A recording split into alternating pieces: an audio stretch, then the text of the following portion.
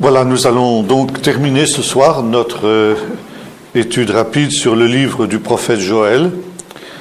Et je voudrais traiter deux points ce soir. Le premier, revenir sur le réveil qui est évoqué au chapitre 3, et ensuite sur la guerre finale qui est décrite dans le dernier chapitre, c'est-à-dire le chapitre 4. Et terminer aussi, bien sûr, avec la perspective ultime, c'est-à-dire la perspective de l'avènement du royaume de Dieu. Alors, je voudrais revenir ici sur cette effusion de l'Esprit dont il est question au chapitre 3. Nous avons vu tout à l'heure que cette effusion de l'Esprit, elle avait eu deux accomplissements. C'est souvent le cas dans les prophéties. Il y a ce que l'on appelle les cycles prophétiques.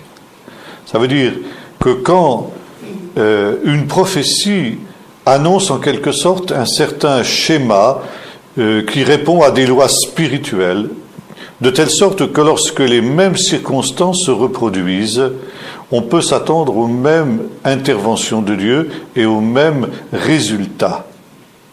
De telle manière que quand on a pu voir comment se déroulait un tel cycle, on peut dire, eh bien, la prochaine étape pourra être celle-là, sans pour autant avoir une inspiration directe du Saint-Esprit. Par conséquent, il y a eu de cette prophétie de l'effusion de l'Esprit un premier accomplissement le jour de la Pentecôte, tel que nous lisons dans le chapitre 2 du livre des Actes.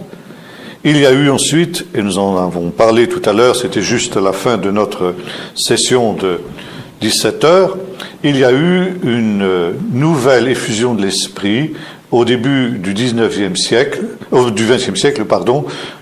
lorsque s'est répandu en Californie d'abord, puis ensuite dans le monde entier, ce que l'on a appelé le réveil de Pentecôte, puis le réveil charismatique qui en est issu. Il y a un problème, une question qui se pose aujourd'hui dans notre monde, dans le monde chrétien évangélique en particulier, charismatique. Doit-on s'attendre, avant le retour du Seigneur, à une nouvelle expansion, une nouvelle effusion du Saint-Esprit mondial? Et on utilise pour justifier cette idée ce texte de Joël. Voyez-vous, je crois que la première erreur que l'on fait, c'est justement de toujours vouloir ramener toutes les prophéties à notre temps. Ça veut dire, il y a une tentation normale dans chaque génération, c'est de penser que nous sommes la génération et que toutes les prophéties ont été écrites pour nous, en fonction de nous et pour notre temps. Or, comme j'ai eu souvent l'occasion de le dire, et je ne me lasse pas de le répéter, les prophéties ont d'abord été données pour les contemporains du prophète. Ça veut dire que ces gens-là avaient des questions, des interrogations, des problèmes, et le Seigneur a répondu à ces questions et à ces interrogations par la bouche de ses prophètes. Et c'est la raison pour laquelle nous ne devons jamais oublier cela et essayer toujours de retracer, de replacer la prophétie dans son contexte historique. À quelles questions, à quelles interrogations le prophète répondait-il? Ça veut dire que le prophète a rarement prophétisé pour notre temps. Maintenant, nous sommes des hommes semblables à ceux des générations précédentes. Et la prophétie nous concerne aussi, dans ce sens que nous pouvons nous aussi avoir les mêmes problèmes, les mêmes interrogations et les mêmes questions. Et par conséquent, selon la loi des cycles prophétiques que j'évoquais tout à l'heure, si les mêmes circonstances se reproduisent, alors aussi Dieu va réagir et va répondre de la même manière. Et enfin, c'est vrai, il y a des prophéties qui sont vraiment pour notre temps. Les temps de la fin, et nous pouvons savoir qu'il en est bien ainsi lorsque nous lisons chez les prophètes des expressions du type suivant, « Dans ces temps-là, voici les jours viennent, voici le jour vient ». Les sages d'Israël ont dit, quand on trouve cette expression au début d'une prophétie, ça concerne notre temps. Et voyez-vous, non seulement nous avons tendance à ramener toutes les prophéties à notre temps, à notre génération et à nos problèmes à nous, mais même des prophéties qui se sont dans un passé récent, nous oublions qu'elles se sont déjà accomplies dans un passé récent. Et là, notamment, il y a eu un temps où le monde chrétien, disons sioniste, sionisme chrétien, ça existe, a redécouvert les prophéties au sujet de l'immigration en Israël des Juifs de Russie. Il y a dans les prophéties de Jérémie notamment, mais chez d'autres prophètes aussi, l'annonce d'une intervention spéciale de Dieu pour les Juifs qui, au temps de la fin, seront dispersés dans ce que la Bible appelle, les prophètes appellent le grand pays du Nord. Alors on a souvent voulu interpréter ce pays du Nord comme étant la Babylonie et considérer que ces prophéties s'étaient accomplies au moment du retour de l'exil. La Babylonie, si vous regardez une carte, n'est pas située au nord d'Israël, mais au nord-est, et plutôt à l'est qu'au nord. Par contre, si vous tirez un trait depuis Jérusalem en direction du nord, vous allez arriver à Moscou directement. Et Dieu avait suscité aussi un certain nombre d'hommes auxquels il avait révélé que les portes de la Russie allaient s'ouvrir et que par conséquent allait avoir lieu ce grand exode des Juifs du pays du Nord. Jusque-là, rien à redire. Mais finalement, à partir de ce moment-là, un certain nombre de commentateurs chrétiens ont, pour confirmer cette intuition en quelque sorte, ont utilisé d'autres textes où il est question tout simplement de l'immigration des Juifs, le retour des Juifs dans leur pays. Et notamment d'un thème qui est un thème aussi très très cher aux prophètes, qui revient pratiquement chez tous les prophètes, et que nous trouvons dans le Nouveau Testament, chez Jésus et dernièrement dans l'Apocalypse, le thème du second exode. Il y a eu un premier exode, et ça c'est, nous avons aussi un cycle prophétique. Il y a eu un premier exode lorsque Dieu a libéré son peuple de l'Égypte. Et de la même manière, au temps de la fin, il y aura un dernier exode, un deuxième exode, quand Dieu libérera son peuple du dernier exil auquel il sera soumis. Dans la Bible, il y a 4 exils auxquels Israël sera soumis. Et le 4e et dernier exil verra les mêmes interventions de Dieu que celles qui ont marqué le premier exil. Et finalement, quand je lisais ces prophéties, ou plutôt ces commentaires de ces prophéties, j'étais très mal à l'aise, parce que j'avais l'impression que ces commentateurs n'évoquaient jamais le fait que depuis le début du siècle, c'est-à-dire du XXe siècle, ce grand exode avait commencé. Et que la résurrection de l'État d'Israël en 1948 n'était pas quelque chose qui s'était produit de génération spontanée, mais avait été précédé par le grand courant justement du rassemblement des ossements desséchés d'Ézéchiel 37, et que par conséquent bon nombre de ces prophéties que l'on projetait dans l'avenir avaient déjà été réalisées en grande partie. Et avec justement ce texte de Daniel, cette prophétie de Daniel, on refait exactement la même erreur. On interprète et on analyse cette prophétie comme si le réveil de Pentecôte, dont nous avons parlé tout à l'heure, qui a eu lieu en 1901, ne s'était jamais produit et que ce grand réveil était encore tout entier à venir. Mais comme je vous l'ai dit tout à l'heure, les premiers pentecôtistes avaient ce sentiment qui leur était inspiré par l'Esprit de Dieu, qu'ils étaient en train de vivre ce dernier grand réveil dont avait parlé ici le prophète Daniel, et on appelait ça aussi, dans le langage des pentecôtistes de l'époque, inspiré par ce texte de Joël, le temps des pluies de l'arrière-saison, des dernières pluies. Il y a même un mouvement pentecôtiste aux États-Unis qui porte ce nom, Later Rains, les dernières pluies, à partir de ce texte de Daniel. Il y a eu les premières pluies de la première saison, les yoré, comme on appelle en hébreu, qui sont les pluies d'automne, et on avait le sentiment de vivre les dernières pluies, c'est-à-dire les pluies de printemps, celles qui sont tombées il y a encore quelques semaines de cela. Et on était conscient que c'était l'accomplissement de la prophétie de Joël, après cela, je répandrai mon esprit sur eux, avant que ne vienne le jour de l'Éternel. Et que par conséquent, la prochaine étape du calendrier prophétique, si j'ose dire, serait effectivement la venue du jour de l'Éternel. Et aujourd'hui, on fait comme si ces événements n'avaient jamais eu lieu, et que tout cela était encore une réalité à venir, et comme si soi-même, pentecôtistes ou charismatiques, nous étions nés de génération spontanée. Maintenant, cette idée d'un grand réveil, elle est évidemment très, très séduisante. Comme je vous disais tout à l'heure, j'y ai cru moi-même quand je me suis converti, il y a, comme disait notre frère hier, bientôt 50 ans, pas tout à fait encore, mais bientôt 50 ans. Et ce grand réveil, eh bien, c'était quelque chose que j'attendais d'une part de ce réveil charismatique qui commençait à se manifester à cette période, et puis aussi, éventuellement, de quelque chose qui naîtrait en Israël. C'était aussi une des raisons pour lesquelles, à cette époque-là, je m'étais rendu dans ce pays.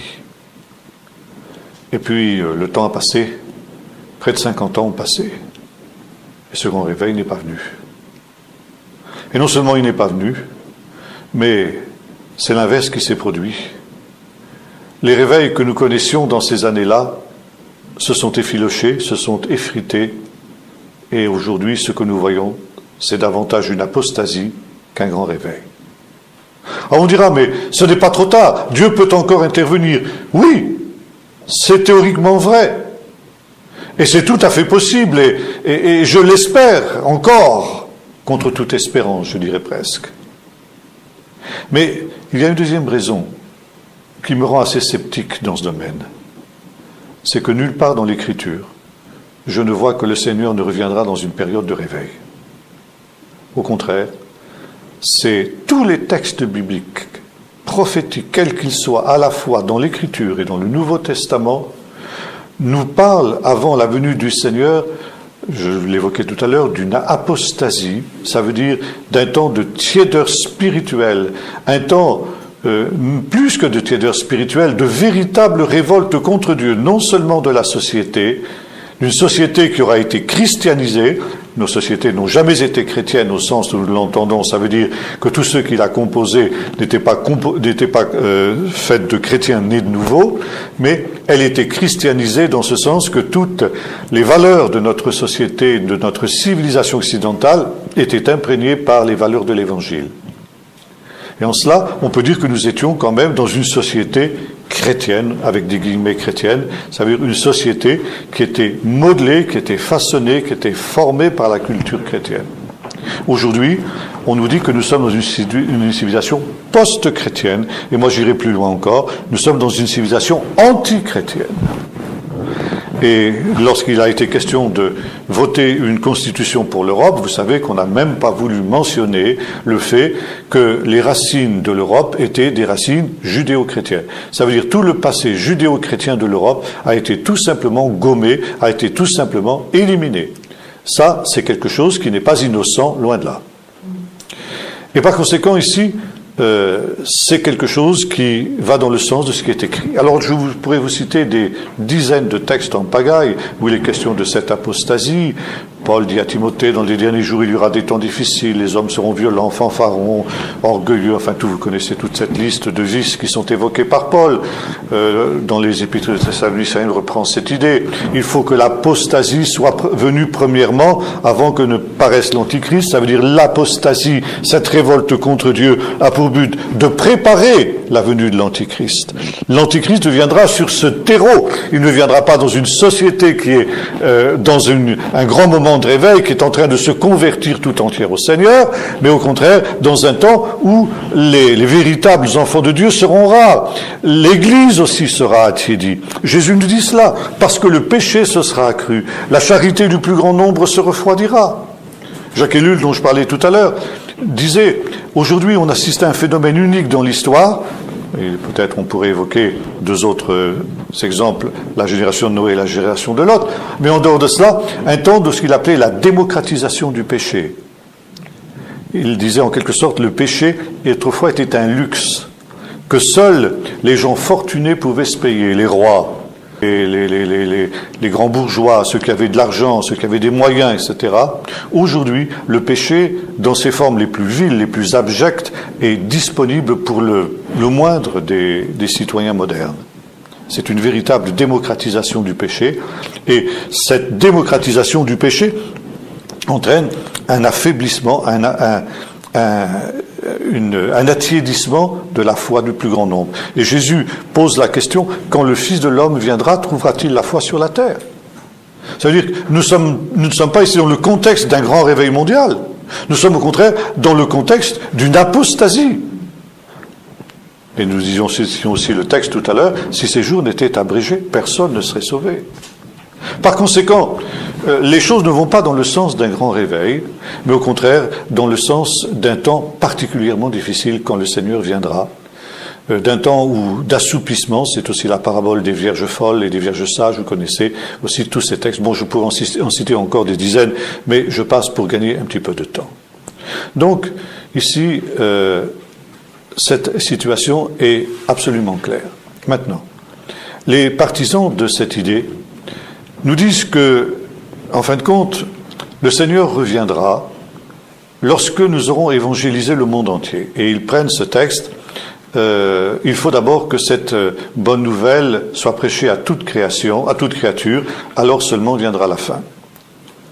Et ils vont jusqu'à dire, certains d'entre eux du moins, que finalement les apôtres n'ont pas tellement réussi leur mission, parce qu'ils n'ont pas converti le monde entier. Nous, par contre, nous allons convertir le monde entier. Et le grand réveil dont il est question, ce n'est pas un réveil qui va toucher quelques millions de personnes dans le monde, mais qui va toucher 99% des êtres humains.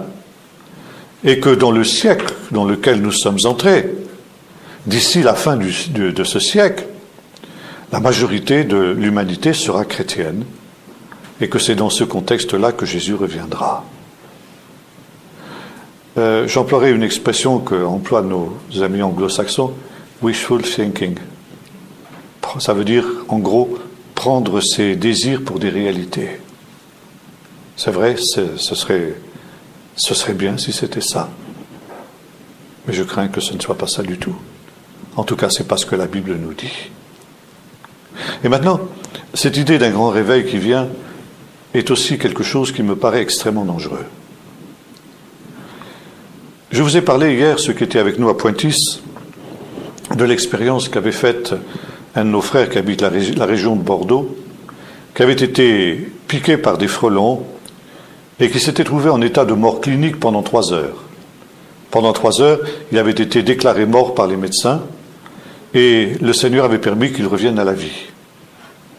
Et là, il avait raconté qu'il était allé dans le ciel, qu'il avait entendu la voix du Seigneur qui lui disait de retourner sur la terre pour avertir son Église qu'il revenait bientôt et que cette Église n'était pas prête. Je vais le rencontrer demain.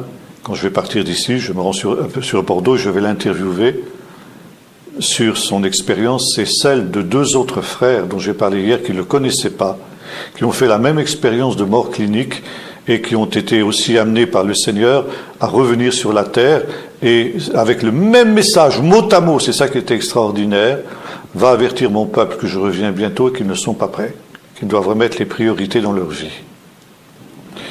Et ce frère me disait que quand il était en Israël, il est allé passer 3 mois en Israël, depuis le mois de janvier, il est rentré à fin mars, et pendant le temps où il était là-bas, il était allé donner son témoignage dans une église messianique d'Israël.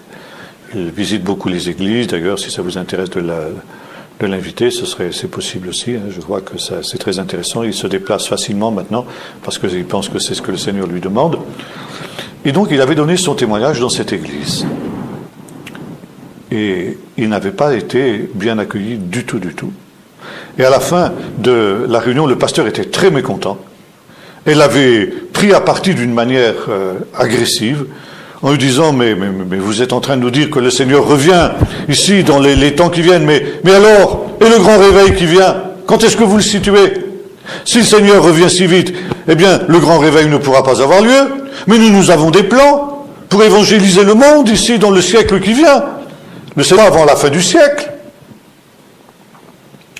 Et voyez-vous, j'ai compris quand le frère m'a raconté ça, combien justement cette idée d'un grand réveil que l'on trouve dans beaucoup de milieux aujourd'hui est dangereuse. Parce que elle occulte le fait que le Seigneur revient vite. En effet, il avait raison, ce frère. Si un grand réveil vient, alors automatiquement, le Seigneur ne peut pas revenir aussi vite que ça. Et conclusion, pour les chrétiens assoupis, mes chers amis, dormez tranquillement, vous avez le temps devant vous. Et c'est ce que beaucoup veulent. Et c'est pourquoi cette idée d'un grand réveil est aussi quelque chose qui rassure beaucoup de gens. Il y a déjà plusieurs années de cela, j'ai eu l'occasion de rencontrer des chrétiens qui avaient passé de nombreuses semaines à étudier les prophéties de Daniel, dans le but justement de voir ce que les prophéties de Daniel annonçaient pour notre temps. Et ils étaient en deux groupes séparés. Et finalement, ils avaient conclu, quand ils avaient confronté leurs recherches, qu'il y avait deux solutions par rapport à ce livre de Daniel. Ou bien alors, nous étions dans une situation où nous avions encore devant nous un ultime temps de grâce. Alors évidemment, on ne parlait pas d'un grand réveil parce que ce n'était pas le milieu dans lequel on avait cette vision-là, mais finalement ça se recoupait plus ou moins. Ou bien alors le Seigneur revenait, c'était une fin rapide. Et comme il n'était pas au clair sur ces deux hypothèses et qu'il voulait avoir des certitudes parce qu'eux justement ne voulaient pas passer à côté de ce qui était la vérité, ils ne voulaient pas se tromper parce qu'évidemment, selon que c'est l'une ou l'autre de ces deux options, alors le comportement est aussi différent. Si le Seigneur revient dans un temps plus ou moins lointain, il faut que nous adoptions notre comportement à cette situation. Si le Seigneur revient vite, eh bien, ça change les données, bien sûr. Donc, ils ne voulaient pas se tromper. Et ils se sont remis à plancher sur les prophéties de Daniel, à nouveau pendant plusieurs semaines. Et leur conclusion était, eh bien, ce que dit le prophète Daniel, c'est plutôt la première hypothèse. Jésus revient vite. J'ai moi-même voulu essayer d'aller jusqu'au bout de ce raisonnement et essayer de voir ce qu'était, si l'hypothèse d'un grand réveil était valable. Et depuis nombre d'années, quand j'étais pasteur à Vannes, je demandais à mon église de prier pour les frères des États-Unis. Nous avons beaucoup prié pour les frères des États-Unis. Pourquoi ? Parce que je m'étais rendu compte qu'en Europe, nous sommes tellement peu nombreux au point de vue chrétien engagé. Quand je dis chrétien, je ne dis pas seulement chrétiens évangéliques, vrais chrétiens nés de nouveau comme nous considérons dans nos églises que c'est. Mais je prends ici chrétien au sens large. Chrétien, on l'entend dans la société en général, ça veut dire de gens qui professent Jésus-Christ. Ça veut dire ça comprend aussi bien les églises historiques, protestantes, catholiques, orthodoxes, etc., qu'églises évangéliques. Alors je ne parle pas ici des chrétiens nominaux qui ont une étiquette chrétienne parce qu'ils ont été baptisés à l'âge de 8 jours et puis qui n'ont plus jamais mis les pieds à l'église, si ce n'est pour les mariages ou pour les enterrements. Mais je parle de gens qui, même dans le catholicisme ou l'église orthodoxe, sont engagés d'une manière pas forcément à fond, mais enfin disons, sont ce qu'on appelle aujourd'hui des pratiquants. Eh bien, en prenant en compte tous les pratiquants de toutes les dénominations chrétiennes en Europe, nous sommes trop peu nombreux pour avoir une influence sur la société qui nous entoure. Et deuxièmement, cette société qui nous entoure ne veut même pas entendre parler du témoignage chrétien, parce que, comme je disais tout à l'heure, elle est anti-chrétienne. Donc, à moins des miracles extraordinaires de Dieu, dont nous ne voyons absolument pas les prémices pour l'heure, nous ne pouvons pas nous attendre à un réveil en Europe. Par contre, il y a un pays dans lequel c'était encore possible, c'était les États-Unis. Parce que, contrairement à ce qui se passe dans notre société, aux États-Unis, les chrétiens sont extrêmement nombreux. Ils forment pratiquement de la société. Tout n'est pas parfait, loin de là, mais, disons, il y a une autre mentalité par rapport à l'Évangile. Les États-Unis sont jusque maintenant encore un pays chrétien, entre guillemets, au sens que j'ai expliqué tout à l'heure. Ça veut dire une société qui est encore marquée par les valeurs de l'Évangile. Et loin d'être une société qui est anti-chrétienne, comme c'est le cas dans pratiquement tous les pays d'Europe, aux États-Unis, nous avons une société qui a encore des valeurs chrétiennes. Et lorsqu'est intervenu ce drame des Twin Towers le 11 septembre 2001, alors j'ai dit peut-être que là, il y a un espoir.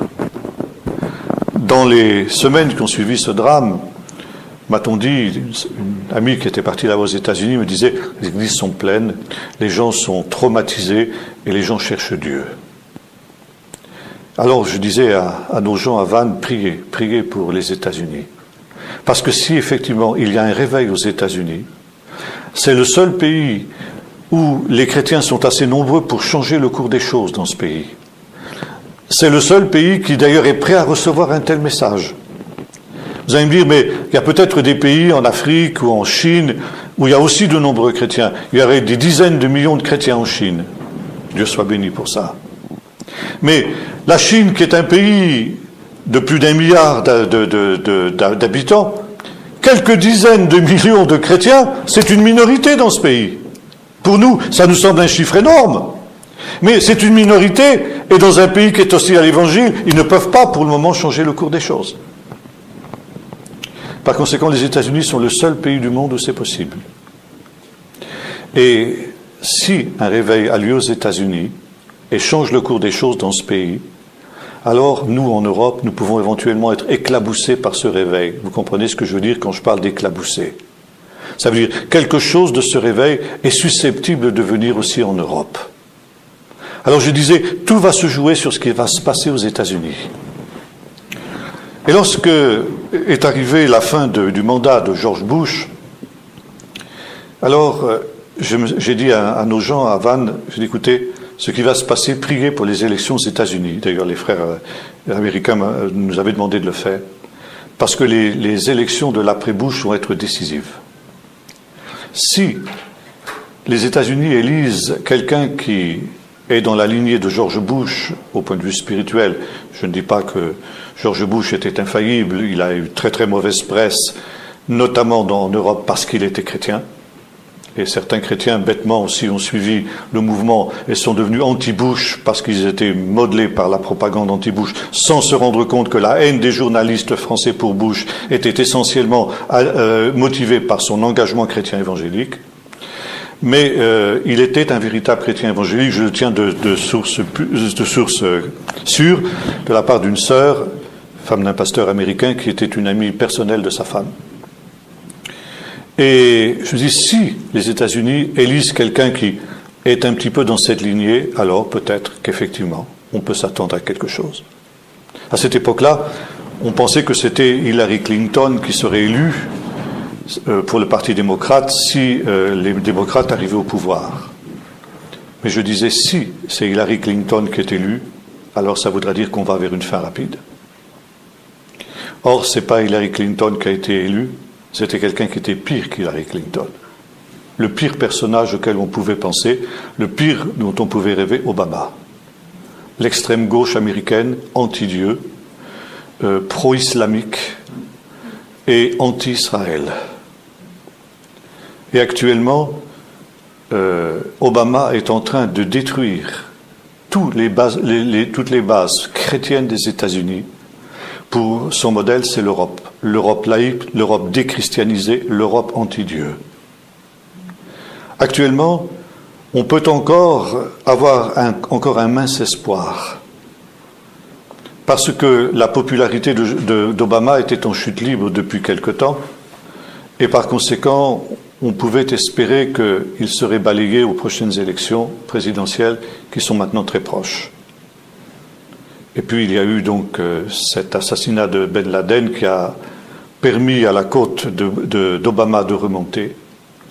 Et je pense que les prochaines élections vont être aussi décisives.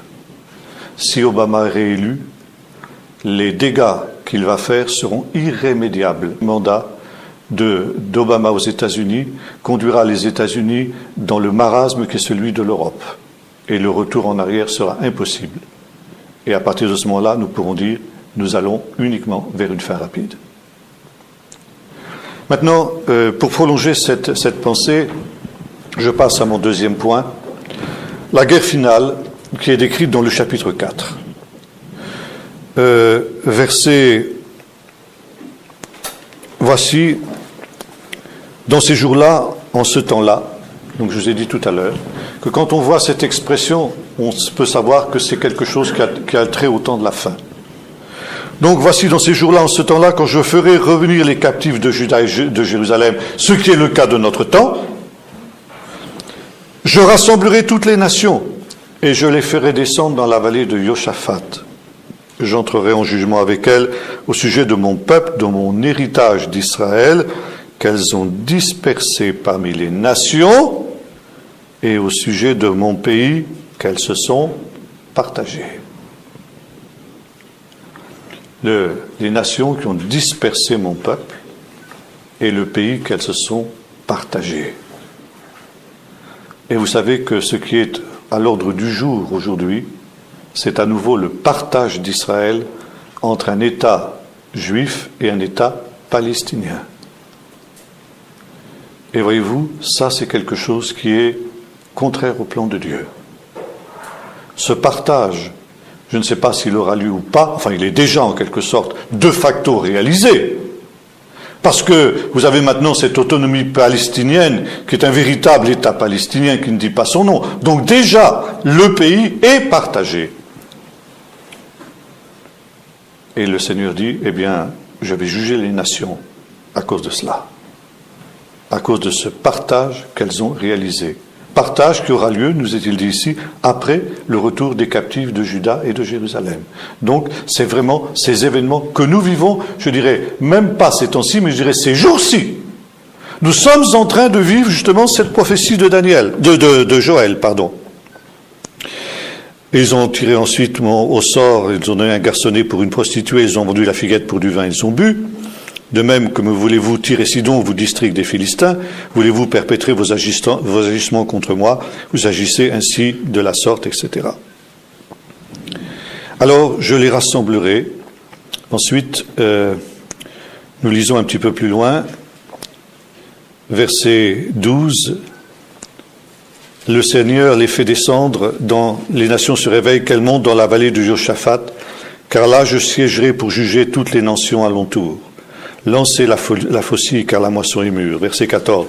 Voici des foules dans la vallée du verdict. En ce jour-là, le jour de l'Éternel est proche. Dans la vallée du verdict, le soleil et la lune s'obscurcissent.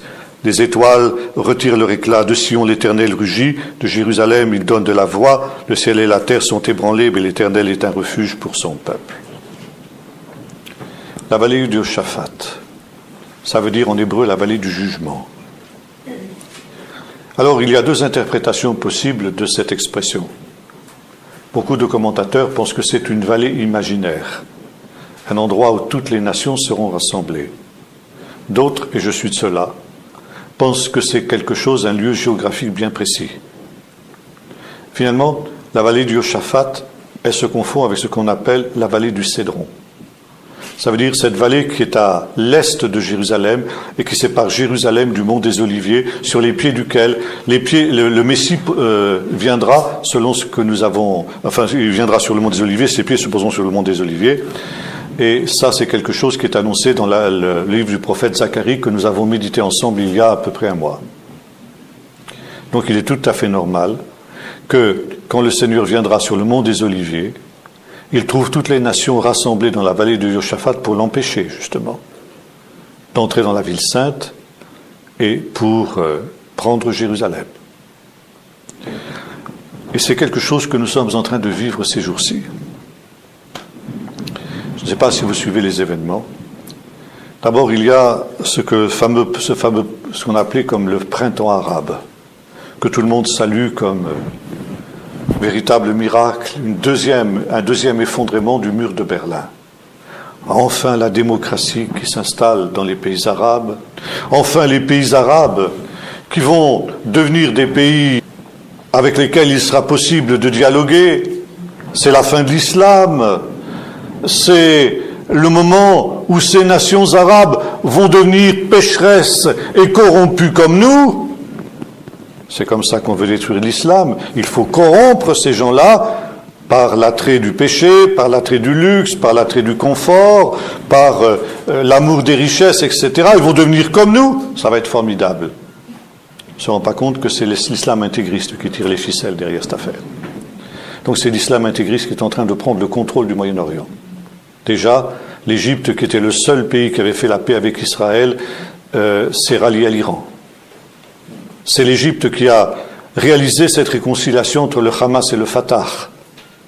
Non pas pour un dialogue avec Israël, mais au contraire pour relancer la guerre contre Israël.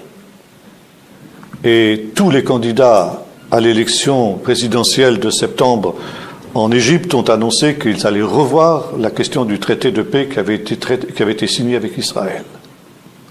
Si bien qu'aujourd'hui, Israël se trouve à nouveau encerclé de partout. À l'ouest par l'Égypte, au nord par le Liban qui est tombé entre les mains de l'Iran, la Syrie qui a toujours été un ennemi, et puis il reste la Jordanie qui est quelque chose de pas tout à fait solide, mais alors à l'est, il y a maintenant le Fatah qui est implanté dans ce qu'on appelle la Cisjordanie. Et il y a pire. Non seulement Israël est dans cette situation stratégique extrêmement difficile, qui n'a aucun équivalent dans son histoire récente. Il est entouré par tous ses ennemis. Mais également, il y a, comme le dit le livre de l'Apocalypse, ces esprits de démons, semblables à des grenouilles, on lit ça dans le chapitre 16 du livre de l'Apocalypse, qui vont vers les rois de la terre pour les rassembler pour le grand jour de l'Éternel, ce grand jour qui est ici décrit par notre prophète Joël. Et cette action de ces esprits de ténèbres a pour but de faire monter les nations dans la vallée de Josaphat pour qu'elles s'emparent de Jérusalem. Et je ne sais pas si nous nous rendons compte que nous sommes dans une situation aujourd'hui où, je dis dans les mois qui viennent, les choses pourraient s'accomplir, les prophéties que nous sommes en train de lire pourraient s'accomplir. Alors bien sûr, je dis ça avec une certaine prudence, parce que nous ne connaissons pas les plans de Dieu. Et Dieu peut encore avoir décidé d'un petit temps de grâce. Et par conséquent, dans cette séquence des événements, il peut y avoir à nouveau des retards. Le principe des retards de l'accomplissement des temps prophétiques, c'est quelque chose qu'on trouve souvent dans la Bible, dans les prophéties. C'est ce que vous trouvez dans l'Apocalypse, par exemple, avec les 3 séries de 7 fléaux.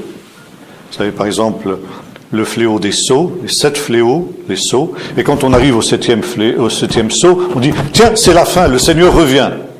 Eh bien, quand est ouvert le 7e sceau, pas du tout, on repart pour une série de 7. 7 chauffards maintenant. Et quand on arrive au 7e chauffard, on dit « Ah, cette fois-ci, c'est la fin, le Seigneur revient ». Pas du tout. Son du 7e chauffard, nouvelle série de 7 fléaux, 7 coupes. Et c'est à la fin de la 7e coupe que tout s'accomplit. Pourquoi justement ces séries de 7 ? Parce que c'est une manière qu'a l'auteur sacré de nous dire Dieu retarde ses jugements. Dieu retarde ses jugements pour donner encore aux hommes la possibilité de se repentir. Donc, la question des retards des événements prophétiques, c'est quelque chose que nous constatons constamment, y compris dans l'histoire prophétique et y compris dans l'histoire récente. Donc, peut-être, et d'une certaine manière, j'ose encore l'espérer, y aura-t-il encore des retards, mais un jour, il n'y aura pas de retard. Comme le dit aussi le livre de l'Apocalypse, dans ce temps-là, il n'y aura plus de délai, il n'y aura plus d'attente. Et au jour où retentira le 7e chauffard, s'accomplira le mystère de Dieu. Donc un jour, il n'y aura plus de délai. Il y a des gens qui sont très très forts dans l'interprétation de l'Apocalypse et qui me rassurent tout de suite en disant « Mais ne vous inquiétez pas, on est simplement pour le moment dans l'ouverture du 5e sceau. » Bravo, chapeau. Vous avez trouvé ça tout seul, c'est bien. Seulement, permettez-moi de rester sceptique quand même. Où nous en sommes dans l'accomplissement des temps prophétiques, ça, c'est un mystère. Par conséquent, nous ne savons pas. Mais nous pouvons voir ce qui est à l'ordre du jour, au calendrier maintenant, des nations de ce temps. Premier élément, le président de l'autorité palestinienne, Mahmoud Abbas, a réussi à persuader les nations de reconnaître un État palestinien sans l'accord d'Israël. Ça, c'est un fait nouveau. Les Palestiniens, pour reconnaître, d'ailleurs, ne veulent pas reconnaître l'État d'Israël et ont mis une liste d'exigences pour soi-disant faire la paix avec Israël, d'exigences à prendre ou à laisser. Il n'y a pas de discussion possible. Israël doit accepter le diktat arabe dans ses moindres détails. C'est ce qu'on appelle les négociations de paix, le processus de paix.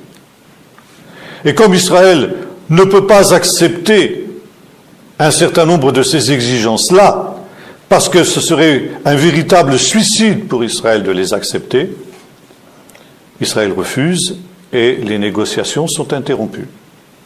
Elles sont d'autant plus interrompues que les Palestiniens ajoutent des exigences nouvelles et inacceptables pour Israël à chaque round de négociations, dans le but justement de faire échouer les négociations. Et quand les négociations échouent, ils disent, vous voyez, c'est Israël le méchant, c'est Israël qui refuse la paix. Nous leur offrons la paix sur un plateau, il suffit qu'ils acceptent toutes nos exigences. Mais ce méchant Israël refuse. Israël est le méchant, le pelé, le galeux d'où vient tout le mal. Et les propagandes de nos radios, de nos télévisions nous diffusent ce message nuit et jour, et même un certain nombre de chrétiens le croient. Et alors, puisque Israël est le méchant et qu'Israël refuse la paix, et refuse notamment la création d'un État palestinien, ce qui est faux, alors, eh bien, nous n'avons pas besoin de l'accord d'Israël. Nous allons demander aux nations d'imposer à Israël nos exigences. Alors ça veut dire qu'Israël a deux solutions. Ou il accepte les exigences arabes et il se suicide, il s'autodétruit, ou il refuse les exigences des États arabes, ce qu'il est en train de faire, et à ce moment-là, eh bien, les Palestiniens et les Arabes prennent les nations à témoin, disant, ben regardez, Israël refuse de faire la paix, Israël refuse de nous donner nos droits légitimes, alors intervenez. Et par conséquent, donc, en septembre, il y aura donc discussion à l'ONU, à l'Assemblée générale de l'ONU, sur la création d'un État palestinien. Déjà, 188 nations ont accepté, ont reconnu, 118, pardon, oui, merci, 118 nations ont reconnu l'existence d'un État palestinien. Donc dans des conditions qui sont inacceptables à Israël, notamment avec Jérusalem comme capitale. Ça veut dire que ce que nous voyons là, ici, Jérusalem, est au centre du conflit. On en a parlé la dernière fois quand on a parlé des prophéties de Zacharie. Cette résolution ne pourra avoir force de loi que si le Conseil de sécurité la ratifie. Et logiquement, le Conseil de sécurité devrait refuser à cause du veto américain qui s'est toujours opposé à une résolution de ce type-là. Seulement, la donne a changé aujourd'hui, puisque Obama, lui, pourrait accepter, en tout cas, de faire en sorte que les États-Unis s'abstiennent dans ce vote, ce qui ferait que la résolution passerait. Et Israël serait donc sommé de se retirer de Jérusalem et des territoires qui sont contestés pour laisser la place à un État palestinien. Et si Israël refuse, qu'est-ce qui se passera? Voilà la grande inconnue. Et dans ce cas-là, il pourrait y avoir une expédition des nations contre Israël sous l'égide de l'ONU, exactement comme les textes prophétiques l'annoncent. Alors, je ne dis pas, encore une fois, je tiens à être très clair à ce sujet, je ne dis pas que les choses vont obligatoirement se passer comme ça. Il peut y avoir des impondérables. Peut-être que la pression sur Obama sera telle qu'il sera obligé de mettre son veto. Peut-être que d'ici là, des événements se produiront etc. On ne peut pas savoir. Mais Ce que je veux, que ce scénario qui est annoncé par les prophéties, et notamment par les prophéties de Joël, est maintenant peut se produire dans les mois qui viennent, d'ici septembre. Vous voyez ce que ça veut dire? Ça veut dire, mes frères et mes sœurs, ceci, qu'en septembre prochain, nous pouvons nous retrouver dans le royaume de Dieu. Parce que l'enlèvement aura eu lieu avant. Ça veut dire à tout instant maintenant. Encore une fois, je ne dis pas qu'il n'y aura pas de retard, je tiens à le répéter pour que ce soit bien clair. Mais les choses maintenant sont possibles. Nous vivons ces temps-ci à de formidables accélérations de l'histoire. Et justement, c'est pour cela que cette idée d'un grand réveil dont je parlais, où beaucoup de gens se disent « Mais non, mes pauvres frères, mais nous avons le temps, mais vous pensez bien... » Et ça, c'est quelque chose de très dangereux. Aujourd'hui, nombreux sont ceux qui se voilent la face, qui ne veulent pas voir la vérité, qui ne veulent pas voir la réalité des choses, ou qui, aveuglés par la propagande de l'adversaire, ne se rendent pas compte des choses qui sont en train de se mettre en place sous nos yeux, de ce scénario prophétique qui correspond à tout point à ce que les prophètes ont annoncé. Alors c'est pourquoi nous sommes dans des temps extrêmement graves et extrêmement redoutables. Je voudrais terminer par la fin de ce texte qui est quand même quelque chose de très positif.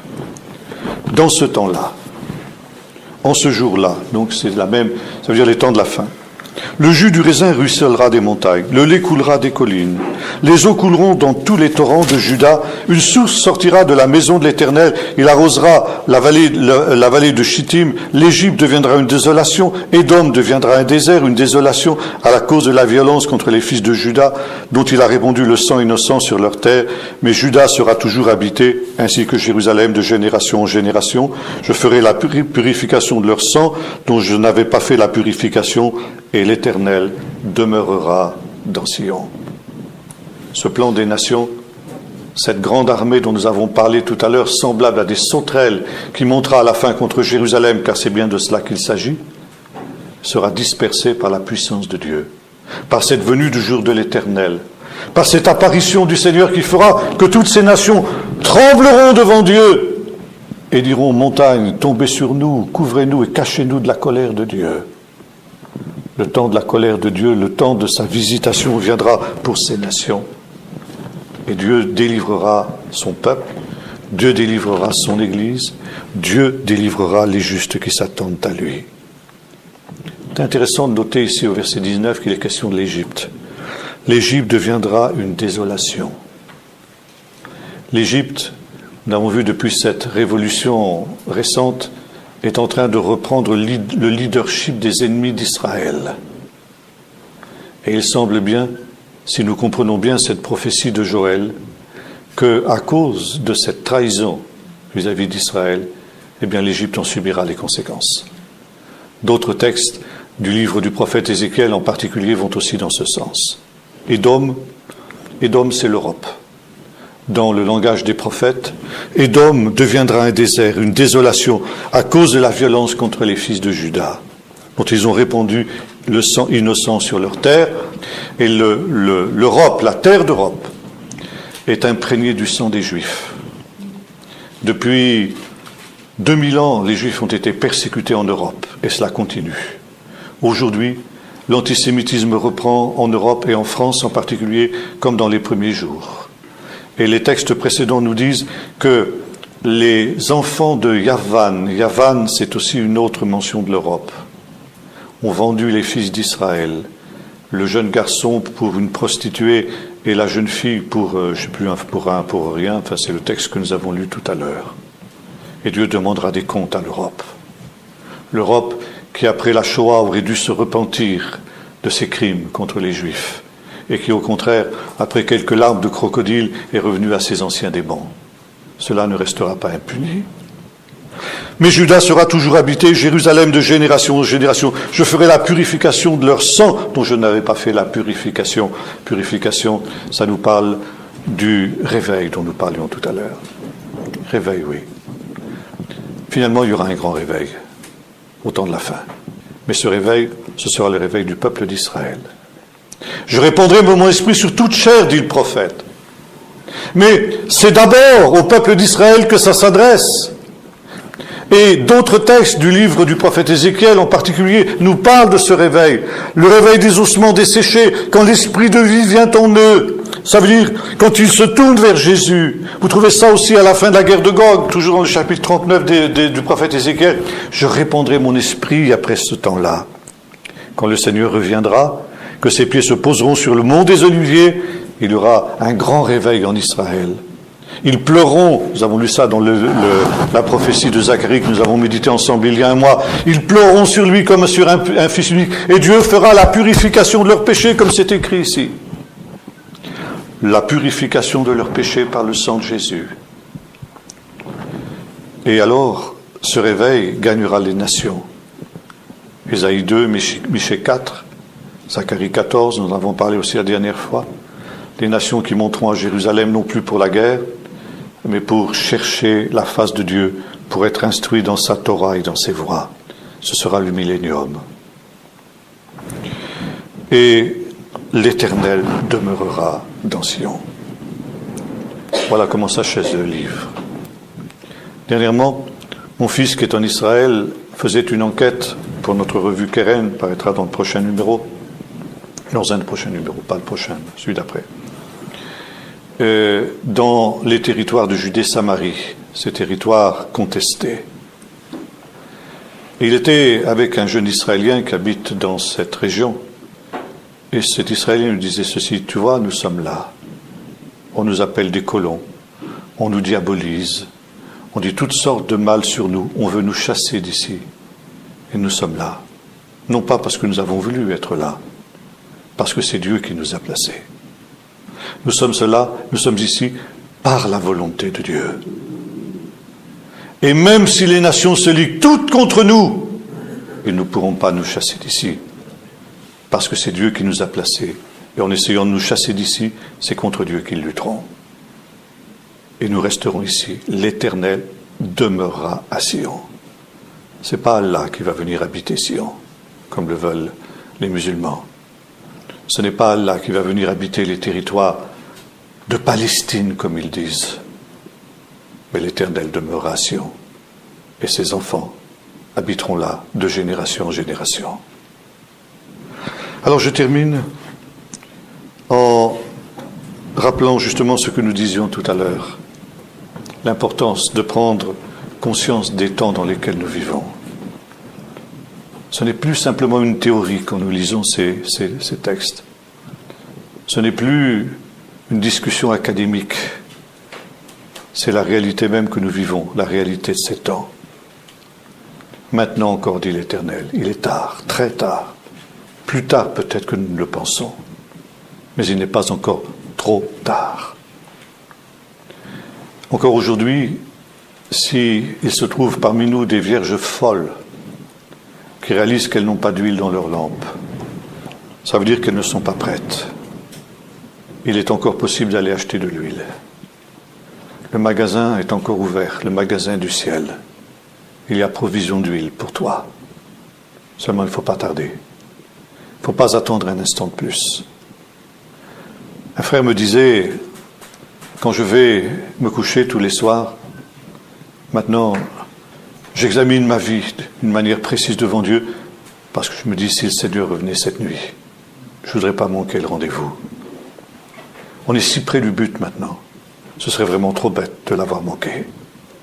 On est si près du but que pour un faux pas de dernière minute, pour une négligence, pour quelque chose que nous aurions traité à la légère avec insouciance, se rendre compte, mais c'est trop tard, la porte est fermée, alors que j'étais si près du but. Ce serait terrible. Alors, c'est le moment justement de chacun d'écouter ce message du prophète. Revenez à moi de tout votre cœur. Déchirez vos cœurs et non pas vos vêtements. Examinez et nettoyez sa vie de tout ce qui encombre, comme nous disions tout à l'heure, dans ce dépouillement dont nous parle, auquel nous invite ici le prophète Joël. Dépouillement est le message essentiel du prophète, tel qu'il apparaît dans son livre. Dépouiller, en étant humbles, les humbles du pays, ceux qui n'ont d'autre espoir, d'autre confiance que dans la grâce de Dieu. Ce n'est pas par nos mérites, mais par sa seule grâce, sa seule miséricorde, dans la mesure où nous ne comptons plus sur les hommes, sur leurs moyens de séduction. Nous nous remettons entièrement dans le Seigneur et dans sa gloire.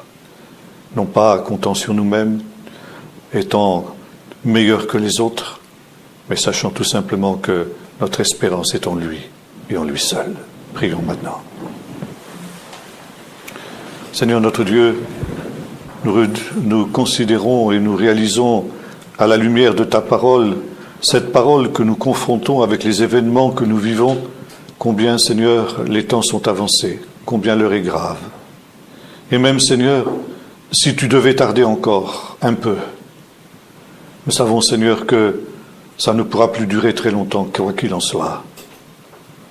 Et si les choses devaient arriver aussi vite, Seigneur, que ce que nous pouvons imaginer en regardant ta parole et en regardant ces événements, Seigneur, nous te prions d'avoir pitié de nous. Tu sais combien nous sommes faibles, Seigneur. Tu sais que nous sommes, nous aussi, séduits par ces puissances des ténèbres qui essayent d'égarer les hommes. Nous ne sommes pas meilleurs que les autres, nous ne sommes pas plus forts qu'eux, nous ne sommes pas plus intelligents qu'eux, Seigneur, et ce qu'ils connaissent, les luttes qu'ils connaissent, nous les connaissons aussi comme eux. Et nous recourons à ta grâce, et nous savons que nous aussi, nous sommes, par bien des égards, captifs des puissances de ce monde. Mais Seigneur, veuille avoir pitié de nous, veuille nous libérer, veuille travailler nos cœurs, Seigneur, et agir dans nos vies pour que nous puissions être trouvés prêts, vêtus de vêtements blancs, et paraître devant toi dans ta gloire quand tu viendras debout devant le Fils de l'homme. Garde-nous veillant et priant, nous te demandons au nom de Jésus. Amen.